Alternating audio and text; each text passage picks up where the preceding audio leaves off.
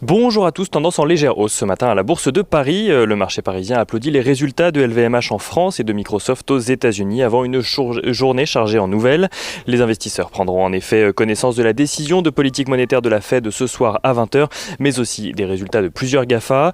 Sur le front du plan de relance aux États-Unis, tout d'abord, les démocrates sont bien résolus à avancer malgré les réticences des républicains. C'est en tout cas ce qu'avance Chuck Schumer, le leader démocrate au Sénat, évoquant même l'idée d'un vote dès la semaine prochaine sur le sujet.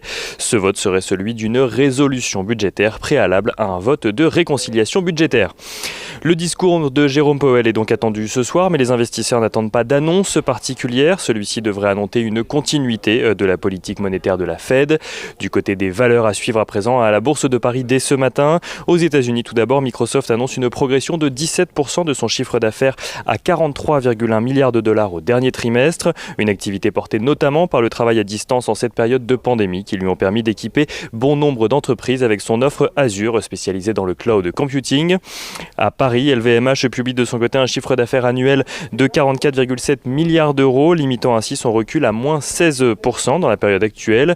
Le résultat opérationnel courant, lui, ressort supérieur aux attentes à 8,3 milliards d'euros.